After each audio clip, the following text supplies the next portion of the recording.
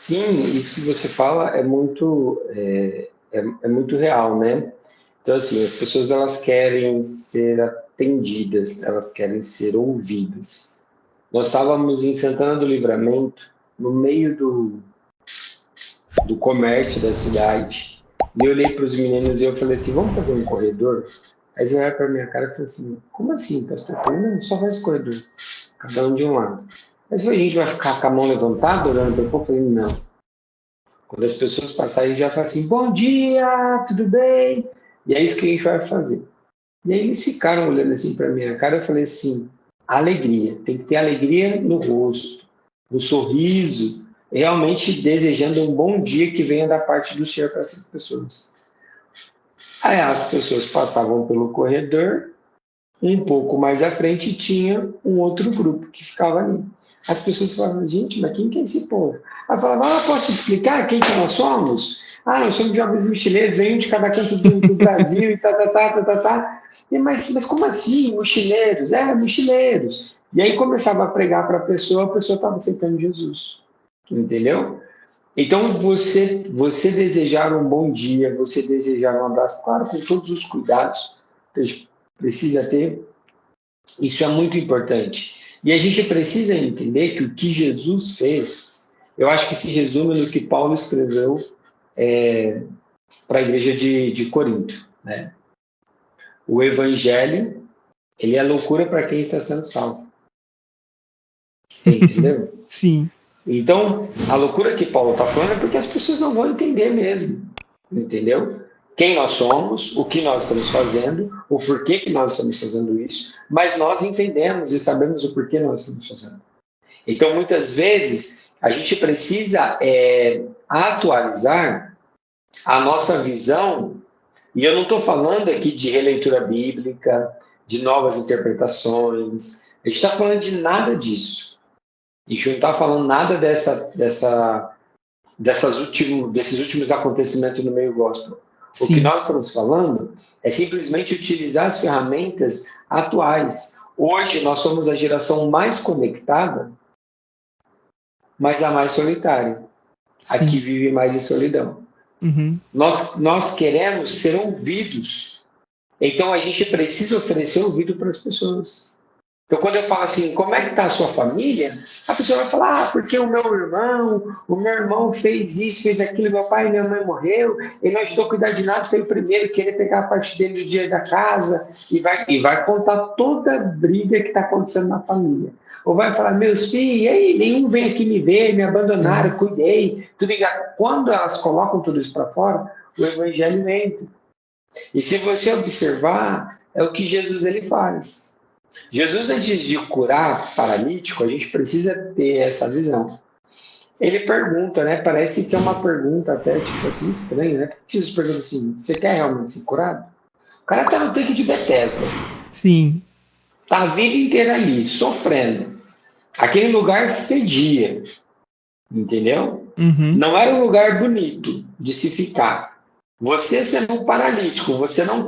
Imagina, eu não vou nem dar detalhes aqui da vida como que era ali, mas acho que já deu para a gente entender. Sim. Jesus vai perguntar para o cara se ele quer ser curado. Na realidade, o que Jesus está fazendo é que Jesus está falando assim, olha, o que realmente tem dentro de você? Existe uma vontade realmente de cura? Ou para você esse lugar que você está bom? Entendeu? Porque ele poderia falar para Jesus, não, está tudo bem por aqui. E por que eu falo que isso é importante e relevante para a evangelização? Porque a Bíblia deixa claro que nem todo mundo vai querer. Sim. João escreve isso. João fala assim, está escrevendo ali sobre o momento e perguntou para Jesus, mas por que eles não te seguem? Jesus falou, porque eles não querem. Ponto. Eles não querem, então tá tudo bem. Mas você vinculou com a pessoa, a gente precisa entender que vai ter pessoas que não querem, mas vai ter pessoas que vai criar um vínculo com você. Então, quantas pessoas têm vínculo com o João? Entendeu? Sim. As pessoas que têm vínculo com você, talvez não vá para a sua igreja, mas vai ter você como referencial. E daqui a pouco, alguma coisa vai... Agora eles não querem, mas daqui a um tempo ela volta. Sim. Daqui a um tempo a coisa acontece. Então a gente precisa entender que a evangelização, ela é como se fosse uma corrente. Sabe aquelas correntes que a gente passa no portão e passa no cadeado, né? Uhum. Ela tem vários elos, não é Sim. isso? Sim. Então talvez eu sou o primeiro elo. Eu sou o primeiro elo falando de Jesus para aquela vida. Assim como tem pessoas que eu já falei de Jesus, tipo, a vida inteira. E Sim. aí vem uma outra pessoa e fala a mesma coisa. Eu estou falando assim, olha, Jesus tem um plano maravilhoso para a sua vida. De diversas formas. E a pessoa está tipo, não, deixa isso para lá. Aí vem uma pessoa e fala assim, olha, Jesus ele tem um plano maravilhoso para a sua vida. A pessoa desaba a chorar. Eu aceito Jesus, eu aceito. Você fala, peraí, passei 5 anos, 2 anos aqui, passei um mês falando, dedicando, fazendo estudo com essa pessoa não quis, e depois vem uma terceira pessoa e fala, porque ela é o último elo, entendeu? Sim, mas é aquilo que Paulo falou, né? Eu planto, outro vai regando, mas quem dá o crescimento é Deus, né? Sim, exatamente. Então isso é muito interessante a gente pensar e precisa quebrar o paradigma da evangelização. Primeiro porque as pessoas pensam assim, evangelismo é para um grupo da igreja. Não, Entendeu? né? Tem um grupo de Sim. evangelismo, ou é para os pastores, ou é para os missionários, entendeu? São para os presbíteros da igreja. E a gente precisa ter uma noção de que o ID é para todo aquele que aceitou Jesus. Jesus foi o primeiro empreendedor, vamos dizer assim. Porque o que Jesus fez foi um modelo de franquia. E Paulo deixa isso muito bem claro. Sede meus imitadores assim como eu sou de Cristo. O que Paulo está falando? Estou chamando a responsabilidade para mim. Pode vir. Uhum. Pode olhar para mim. Sim. Pode olhar para mim porque eu estou procurando ser parecido com ele. Então, na realidade, quando nós aceitamos Jesus, nós tornamos um pequeno Cristo, que vem daí o termo cristão. Pequenos Uhum. Cristos. Sim. Ou seja, as pessoas precisam olhar para mim e entender que eu sou a referência de Cristo para ela aqui na Terra.